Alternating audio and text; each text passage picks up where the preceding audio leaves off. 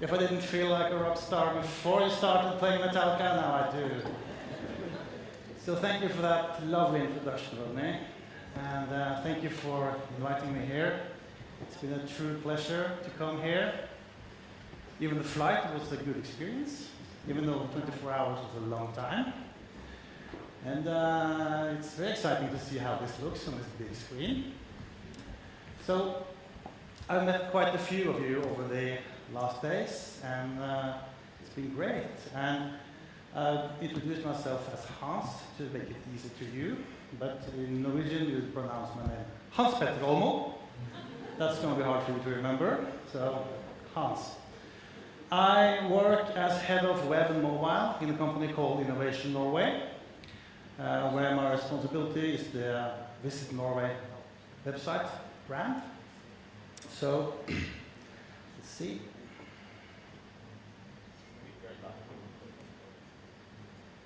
So, there should be a clicker here, I think. Yeah, you did. Yeah, the music was so good. Thanks. Wow, Australian clicker. So, what I'm going to be talking about today is a little bit about the company I work for and our website, which I do on a daily basis. And but not too much, because after all, this is a social media conference, so I'll show you some works that we have been doing that has had an impact on social and the other way around. So, but first, about us, of course. Innovation Norway is not a typical DMO or NTO. We represent sort of all sectors and industries in the country. So tourism is being just one of them. And we are the government's most important instrument for innovation and development of Norwegian enterprises and industry. And we are global, represented in more than 30 countries. And we aim to assist the businesses grow and find new markets. So we provide lots of services for the travel industry, and classical promotion being just one of them. Other services we provide are training, networks, funding, finances, consulting. So we do much more than just the classical promotion stuff.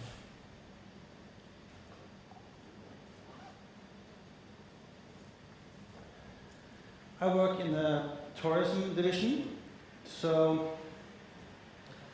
I know you're not supposed to do like business to consumer, because now it's all about consumer to consumer, but our department is still business to consumer marketing. So our vision would be now to make it easy to choose Norway as a tourist destination. And that's the vision, because that's not very easy. It's, there are so many channels to choose from, but still it's hard to book a trip to Norway. Especially if you want to book like activities online. That's nearly impossible. And packages is also very hard to book online. So that's our vision, to make it easy. So the website had 22 million visits last year, which is quite a good number. Still just a number. And the reason I'm mentioning is because all our marketing activities are to drive traffic to that platform, including our Facebook activities.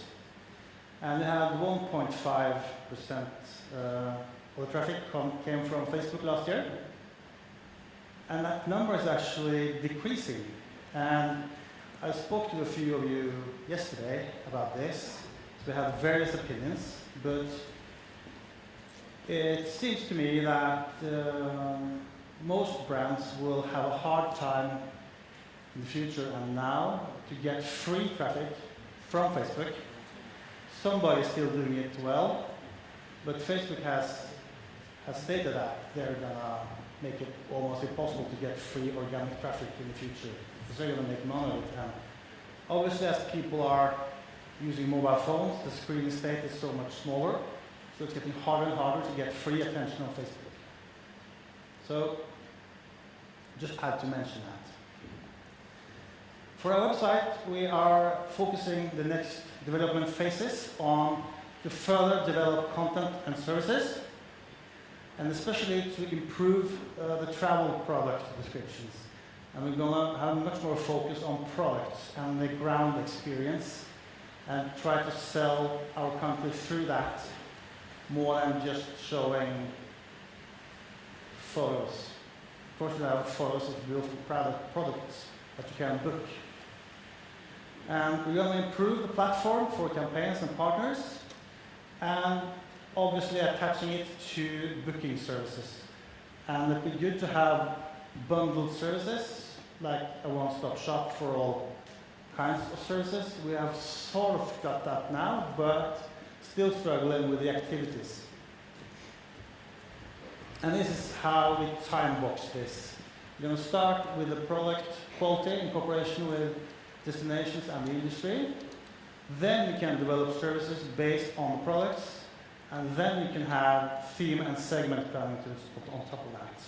But this is sort of kind of hard to do for a national tourist organization, because we're on the very top of the pyramids, so we don't have the direct relations to the product owners.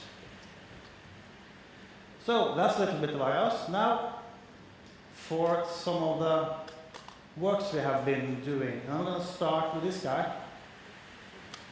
It's a game, actually. I'm not sure if ski jumping is a big sport here in Australia.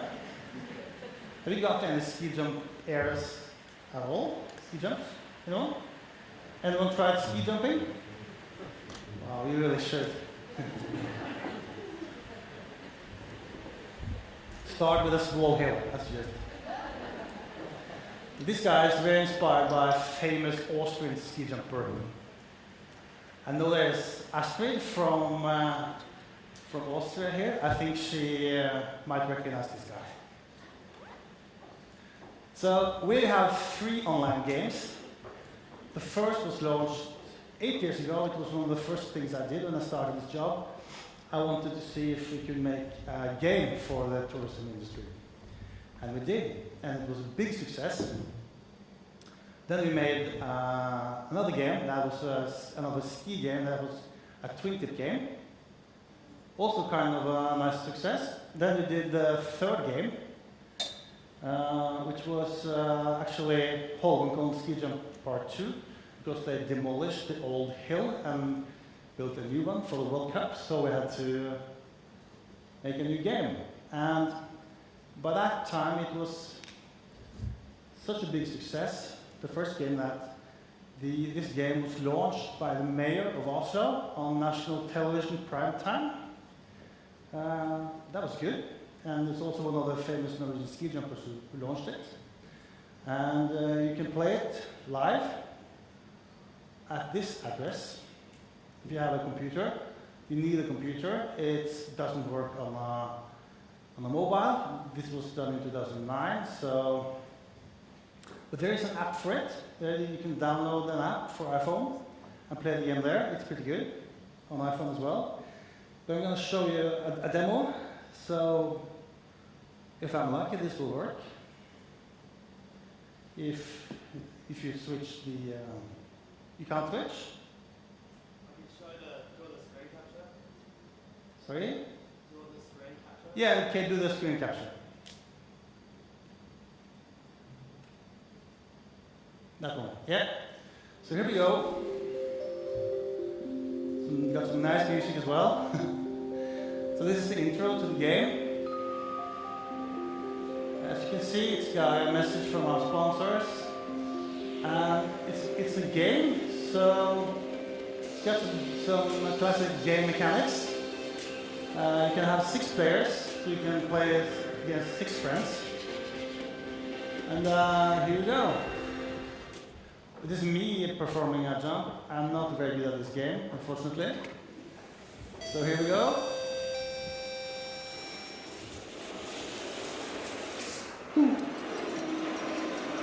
That's short. No good. And there's 2 legs in the ski jump, so this is the second jump. And this hill is very true to the exact hill that stands there today. Oh, too bad.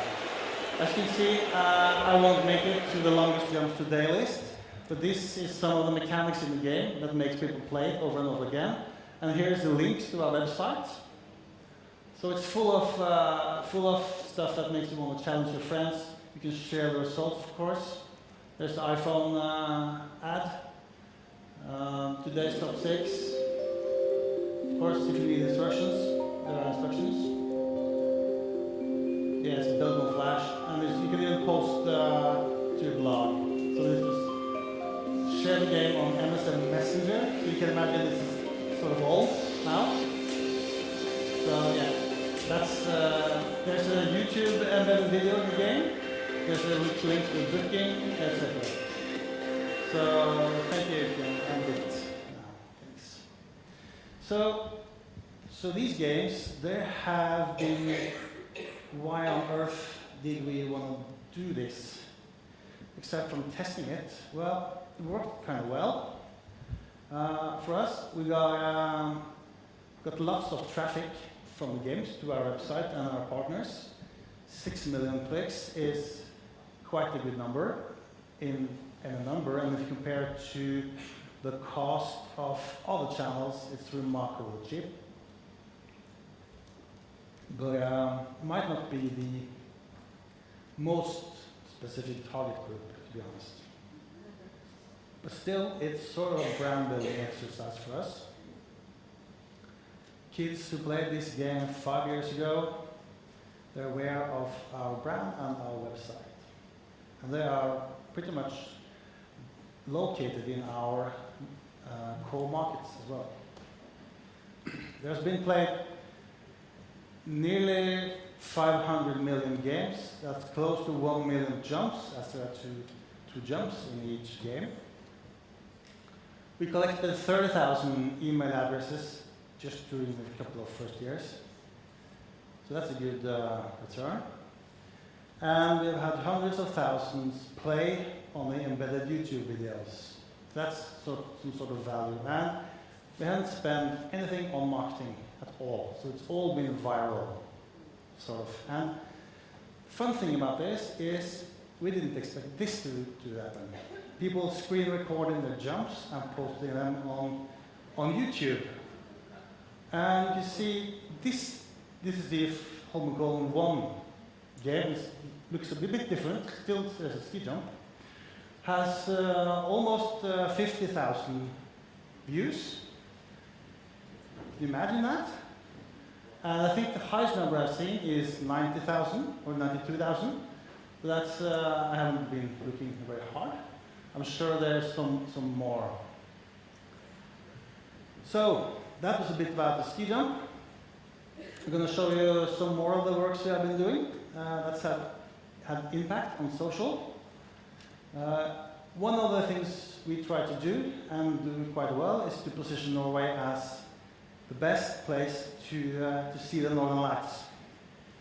And there's quite a big competition in Northern Europe and Northern America as well to be the best Northern Lights destination. I know we got something similar down here called the Southern Lights, so you should probably be familiar with this. But this is one of the campaign sites we made. It's got the classic stuff about the Northern Lights, but what's sort of unique about it is you can actually create your own Northern Lights. So the first site we did was you used your mouse to choose colors to create lights. And as you can see, there's been almost 800,000 dances created, and of course you invite your friends, etc. And the latest edition of this, you log on to Facebook to use your Facebook credentials and get your own specific Norway lags based on that profile. So I thought that was sort of clever. Wanted to show you that. Because it's all about content. And you know, this great presentation earlier today about content. This is some of the work I'm most proud of that we have. It was very innovative when it came. I think it's three or 4 years ago now. It got us the Webby Awards, and this was nothing that we came up with. As a demo, we are often approached by design and technology marketing companies who have their ideas they want to pitch to us. And sometimes we agree to do a pilot to see if this works. And I'm very glad we did this with this company. So basically what they do is they have a helicopter, they have a camera or 6 cameras, so they make panorama photos. So I can show you what it looks like pretty soon. But this one has had 2.5 million views, and we have paid no marketing to it. And it started really well. It came from actually one day we noticed our statistics went bang. It's a peak, you see it. And that came from StumbleUpon. And when he used StumbleUpon on Norway is, yeah? Not too many are familiar with it, but it's pretty big in the US. So we got all this traffic from it. And we also got this, as you can see, Webby Awards badge attached to it. So you can either go online, or I can show you the screen recording now.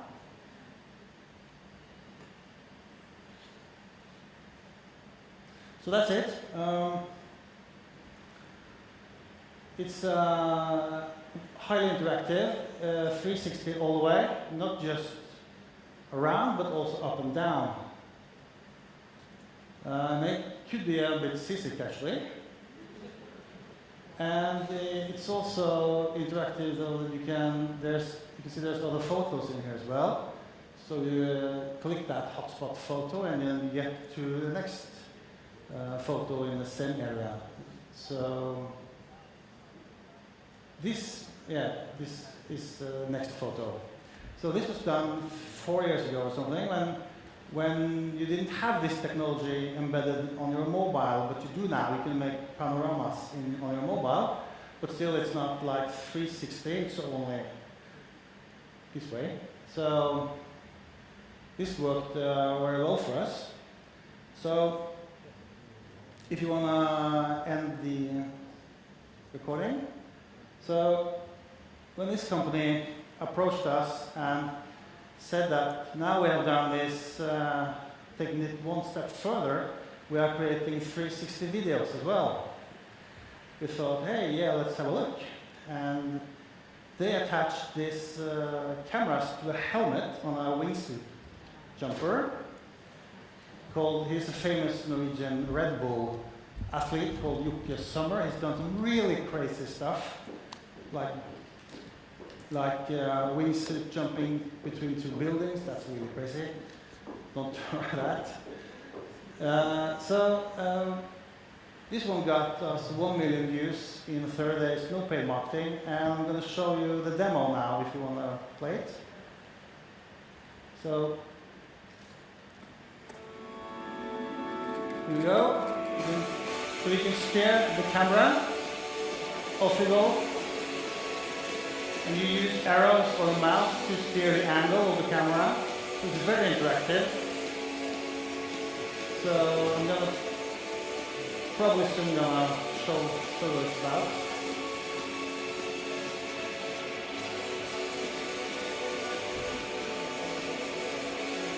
So here we go. I'm shooting the angle. That's up. That's the jumper behind me.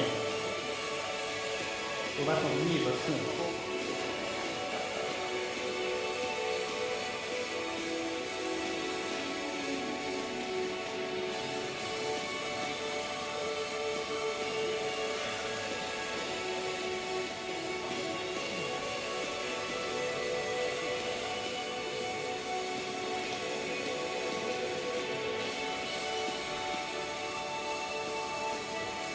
now it's going in for landing.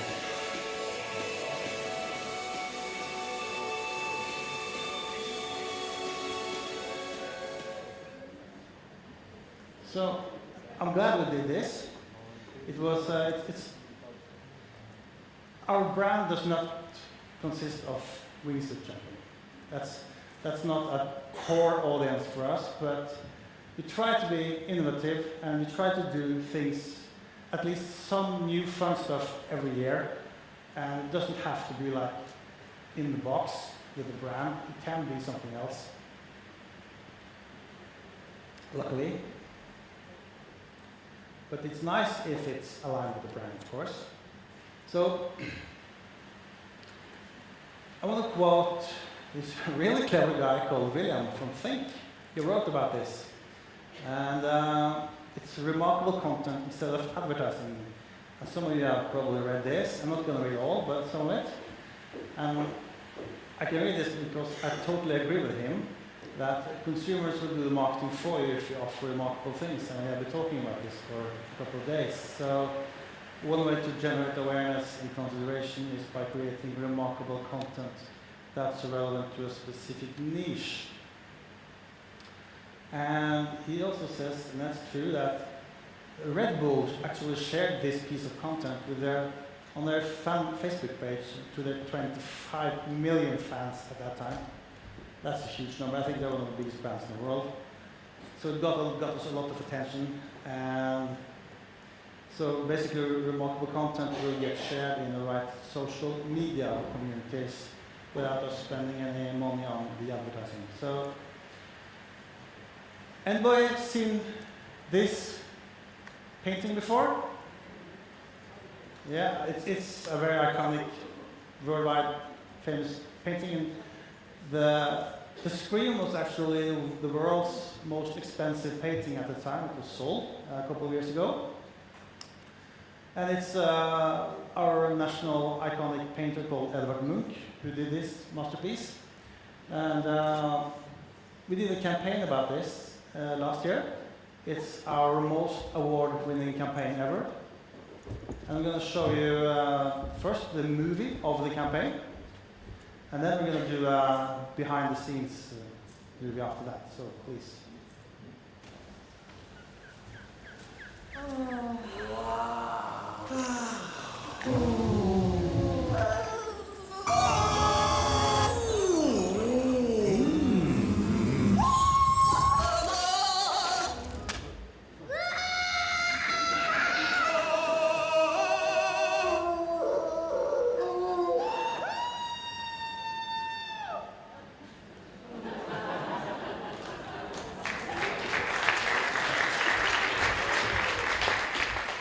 And now, the behind the scenes, or some fun facts about the campaign.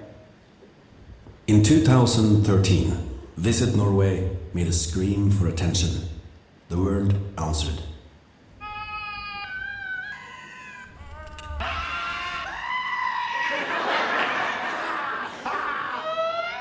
So, how did all this come about? Loads of people around the world are familiar with the Norwegian artist Edvard Munch and his iconic painting, The Scream. But they don't know much about the country where he lived, painted, and found his inspiration. So, to broaden people's perspective on our little country, we made a film that suggested what could have made Munch scream. Was it the nature? The action? The culture? Or was it something completely different?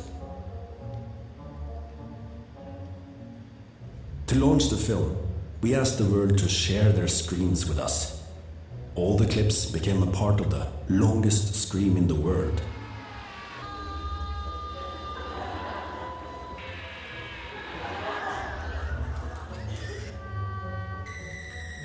When thousands of screams were shared from all corners of the planet, media took notice. Det blir nå tatt nye grep for å få turister hit til landet. Det har norska Visit Norway. В Норвегии объявили конкурс на самый долгий крик. Ahora, como vende la oficina de turismo noruega, Ока не смогла удержаться. Our multi-vocal scream was covered in over 1,500 publications in 100 different countries. And, back in Norway, we experienced some pleasant side effects. The campaign sparked a new interest with Munch, with the lines outside the Munch Museum reaching record lengths. Even our crown princess gave the campaign a shout-out. Yeah, so that's a screen campaign, which was good for us and the country. It also got us lots of awards, and obviously we really like that. Makes us look good and we enjoy that. So that's a bit about some of our campaigns. And I also want to share some of the stuff we're doing on TripAdvisor. We have taken ownership of the TripAdvisor page about Norway, as well as the forum, and some of our staff will be answering some of the questions on TripAdvisor as well, and it's branded. And it's also embedded into our webpage, so people can find answers there. So it's really not about social, but it's about user-generated content, and to me that's sort of the same universe, at least. And we tried something similar a few years ago. We built our own community called Reisetips in Norwegian, which translates to my travel tips. It was built to support a campaign. That's not the way to do it. It got us quite a good amount of content and got us some really unique content as well.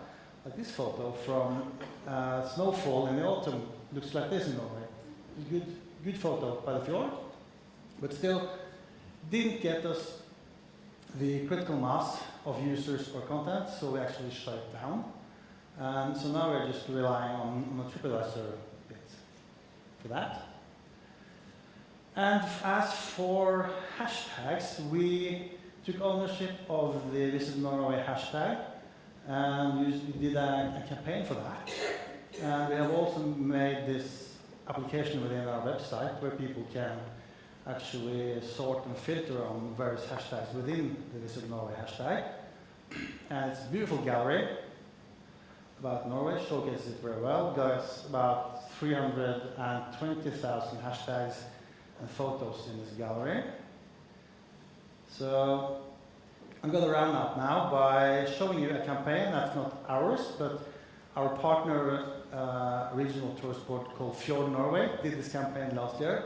It's a very social campaign based on Instagram, award-winning. So please play the film. The west coast of Norway is truly beautiful, most Norwegians agree. But regardless of how many images we can show you, it simply cannot compete with the real thing. Seeing is believing. Fjord Norway, which promotes the west coast, knows this to be true. Their new communication concept says it all. You have to be here to believe it. To establish this concept in the tourist industry, the challenge was how to lend credibility to a national campaign. This is how, by letting people who are on site show how fantastic it is, turning them into witnesses to the truth. Since patriotism and competitiveness have never been in short supply on the West Coast, it was natural to pay homage to the very best of the West Coast through a competition.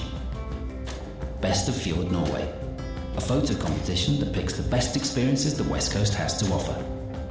It's universal for all tourists to take pictures. And where do they take pictures? At tourist destinations.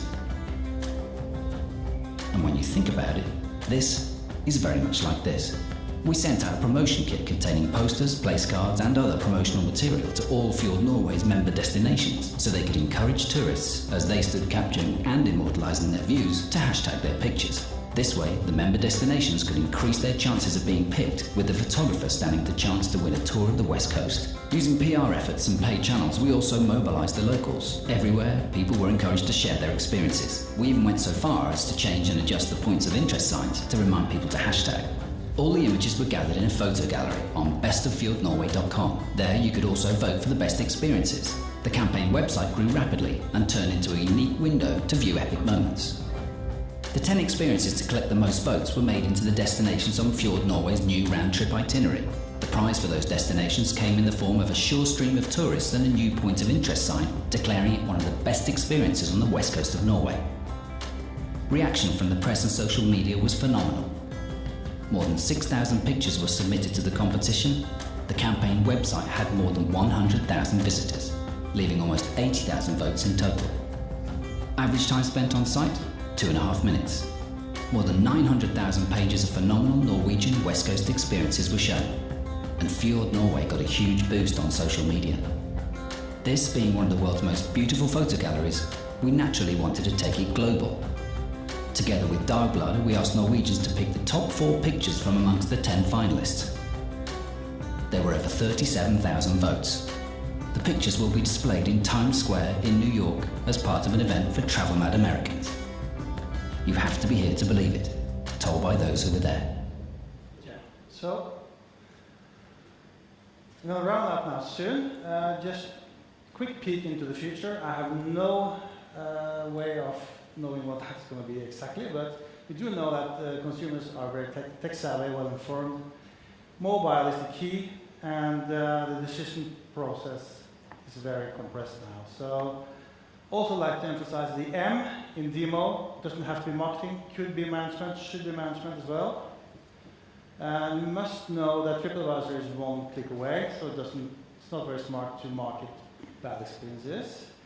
Also that SEO is changing, so we need to create like beautiful content that's unique and people want to share. So I want to round up by showing you this clip from those guys here, because they were in Norway and had their own experience. We were looking at one of those best places to live surveys the other day. You know those lists that come out every so often about which countries are the most livable in, and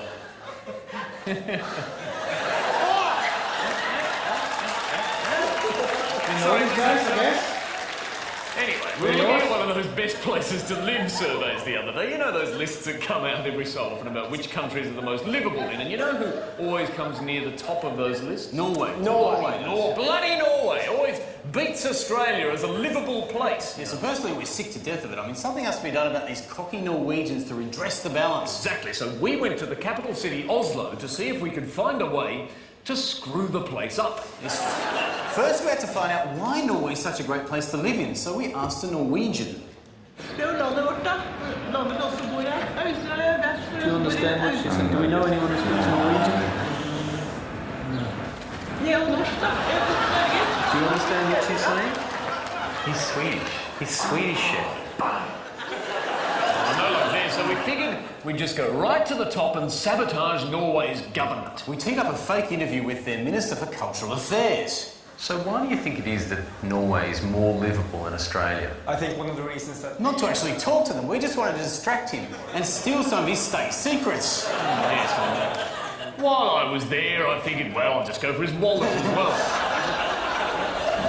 No wonder Norway needs a culture minister. They always spell the words wrong and just try to cross out the mistakes. Yes, so using our sophisticated Aussie wit, we corrected some words ourselves to show the Norwegians what we think of them. These annoying Nords even have a higher life expectancy than us. They do, but that's because Nords don't have to deal with our savage wildlife. They still should be on there.